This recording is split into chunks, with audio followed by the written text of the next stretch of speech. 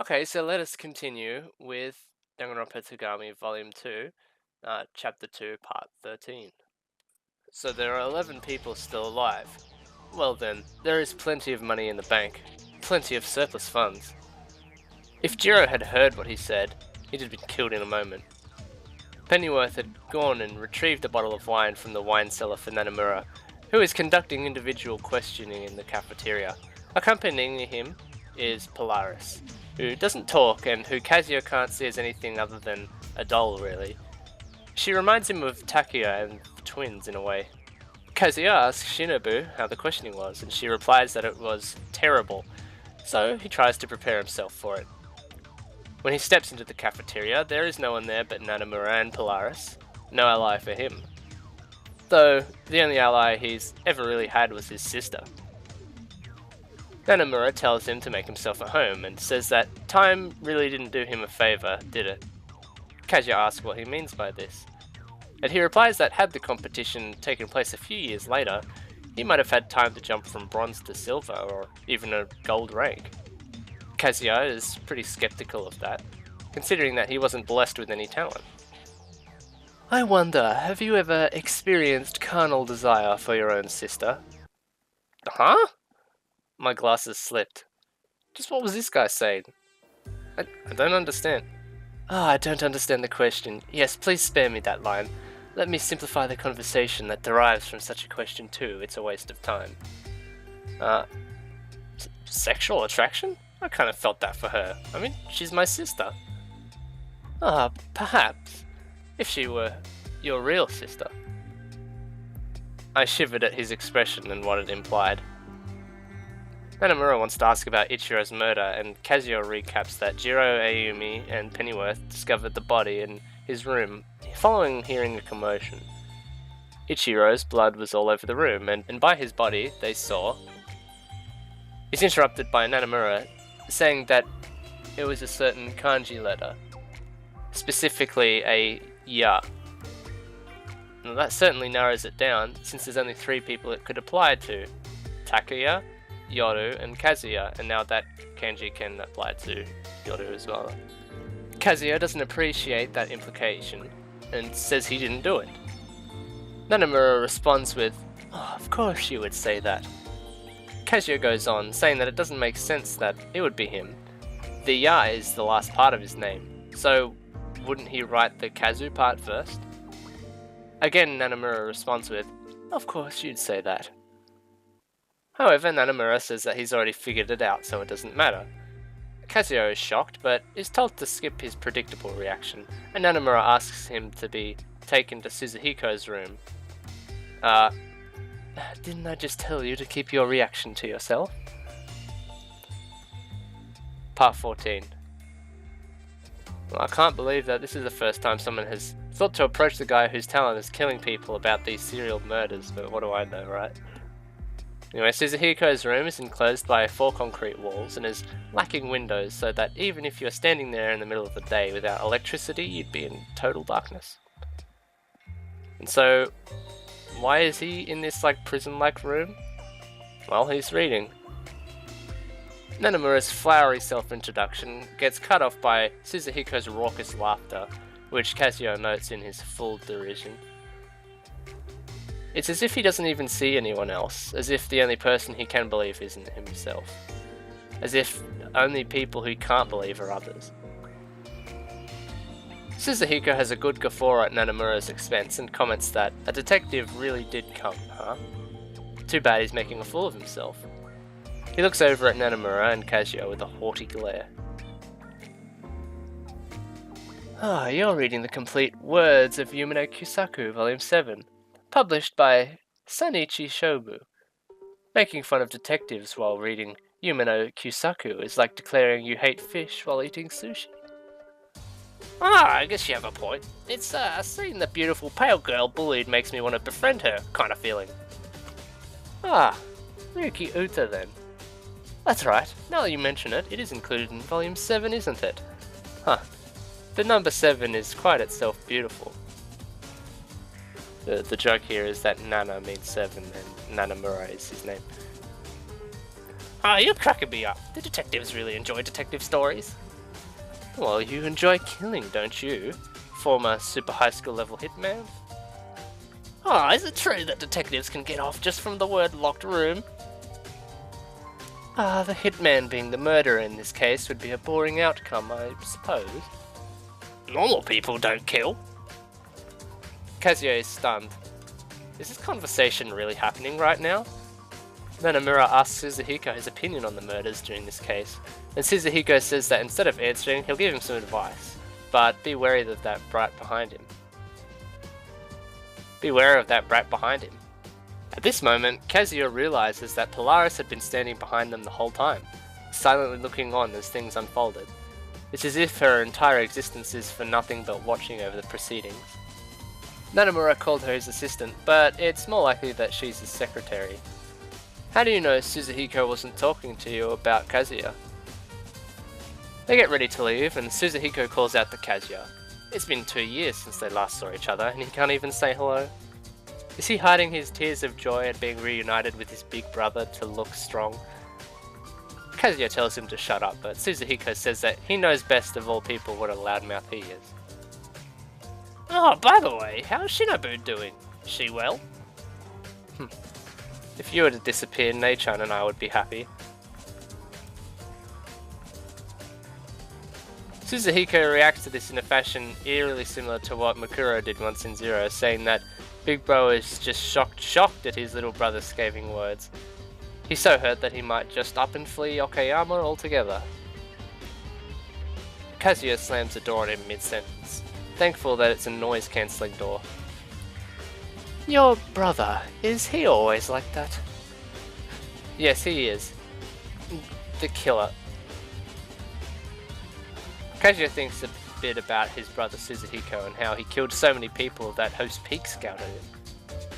He thinks about Hope's Peak and how they're so devoted to gathering up and cultivating talent that they throw aside things like morals. If they continued to do that, someday they'd collapse from the inside. Kazuya, Nanamura and Polaris next head over to Saburo's room, and before Kazuya has a chance to regret it, Nanamura knocks on the door. There's no response. Nanamura grumbles about these Togamis not taking his time seriously, and Kazuya looks at him, thinking about how a normal person might be worried about someone if they didn't answer the door. But all Nanamura cares about is his schedule. With a renewed fervour, Nanamura assaults the door with a volley of knocks before throwing the door open. The air in the room is so humid that Kazuya's glasses fog. The place is full of paintings which Kazuya can't discern the value of. Nanamura totally can though, and he announces a price in the billions of yen. Not at all in keeping with the grandeur of the room, Saburo pokes his fat, sweat-drenched face out to squeal at them like a pig, video camera in hand. And that's literally what it says, that's not a translation thing, that's literally what he describes him as, which is funny. Saburo comments that the knocking was feverish, well literally says he was sweltering, and Nanamura responds, not as feverish as your face. This makes Saburo angry enough to say he'd kill him for that rude offense, but Nanamura cuts him off saying that he's a detective who came to solve the case. Saburo says the whole reason he's holed himself up in his room is because he's trying to protect himself. Nanamura asks him who from, and Saburo points up to Kazuya and says that he's hiding from this imposter. Kazuya starts to internally order Saburo to shut up, but he continues on saying that Nanamura must not know that he's not a real Togami. As is usually the case in Danganronpa, when the action starts happening, the twins show up to rub salt in the wound, calling Kazuya 100% fake. He once again mentally orders his siblings to stop this, and Saburo sees the twins and lets out a piggy squeal of joy. They call him a dirty swine in two slightly different ways. He cries that they're so cute he could die, and he asks them if they want to join him to eat some pork. The twins respond that the only pork around here is Saburo himself, and he asks for them not to say such mean things about him. He might get excited. No comment there. Moving on, Saburo raises his camera to film the twins. Then he notices Polaris out in the hallway. His mouth hangs agape, and before he can say or do anything, Nanamura quickly shuts the door. Unfortunately, the assault on Kazuya is not yet over. Imposter Kazuya! Kazuya the imposter. From now on, we will no longer let you intervene in our family affairs. You will no longer disgrace our family. The reason why is, that's because we've realized what our father's reliance is. It was the first time the two of them had said the exact same thing. Having verified that their words had sunk in, Asa and Yoru peace out, leaving Nanamura to turn to Kazuya and ask him to explain in detail. Part 15. Kazuya was about 3 or 4 when Kuchinashi village, or the Mouthless village, was engulfed in flames, though most of the world forgot about it. If one were to search the internet for the case of the Kuchinashi village fire, one could find any number of theories, including a terrorist plot, a government conspiracy, a military strategic experiment, the sudden onset of an infectious disease, etc, etc. In truth, it was just Suzuhiko's doing. It was his first job, and he did it so well that he ended up overdoing it. He sliced everything in the town in half. The buildings, the bridges, the streetlights, the men, the women, the children, the elderly, the mayor who was hiding in his personal vault, the mayor's mistress who tried to flee to the neighbouring town in a car, everything. Everything was sliced in half, and then all set on fire. According to Shinobu, she found Kazuya in driving rain mixed with the flames, shivering between a couple of houses. Very parallel to how Togami and Shinobu were in an alleyway next to the Church of Bones in Volume 1. Suzuhiko, who had been forced to bring his younger sister along with him on the job, was shocked to see Kazuya still alive. He couldn't believe that what he should have been on his peak, his very first job, had been undercut in this way. Just like how in Volume 1 Suzuhiko slices everything on the island in half except Togami in Volume 1. Even worse, he saw his own sister taking tottering steps towards a survivor, linking hands with him. And that's how Kazuya becomes a Togami. Nanamura isn't impressed though, walking around the room drinking wine Polaris has poured for him. He asks what's with that story, and Kazuya replies that it's true. What he can't believe is that the culprit was Suzuhiko and the survivor Kazuya. Though he reasons he is in the Togami domain now, and a certain degree of extraordinary circumstances should be expected. No point in complaining about it since the stage is set. However, Nanamura can't quite accept that Kazuya has been truly folded into the Togami ranks. Well, what gave it away there?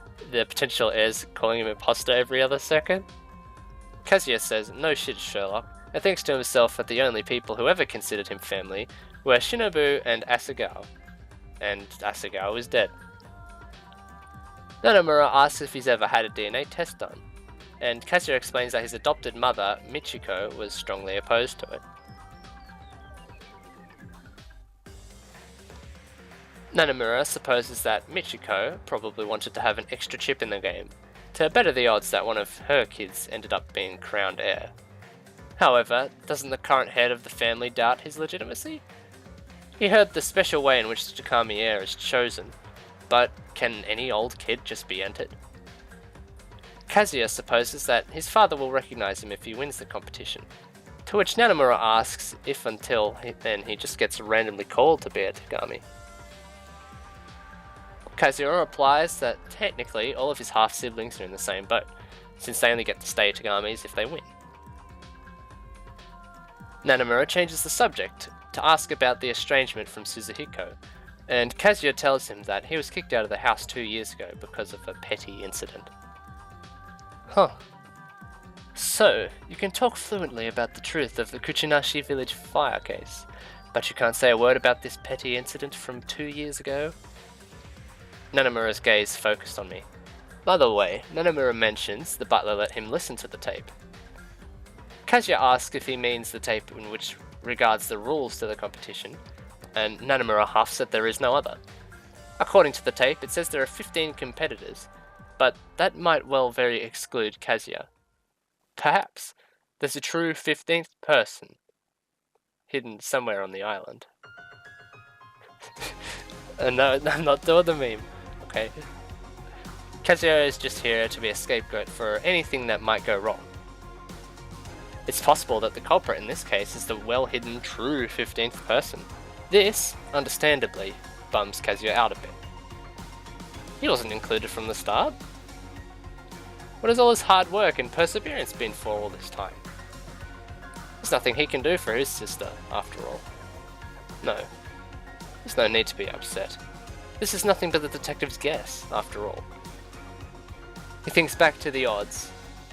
He was listed there as a competitor, just like everyone else. If I could gain the family's head reliance, no one could question me. Blood and qualifications wouldn't matter. I would succeed the Togami name. I would become a real Togami. That's all there was to it. There was no other part. If I didn't, the name Togami Kazuya would cease to exist. I had nowhere to go home to. My past, Kuchinashi village, my true family, they no longer existed. If someone else were to win the competition, I would no longer be Togami Kazuya. And Nei-san would no longer be Togami Shinobu. The precious thing that bound Nei-san and I together would disappear.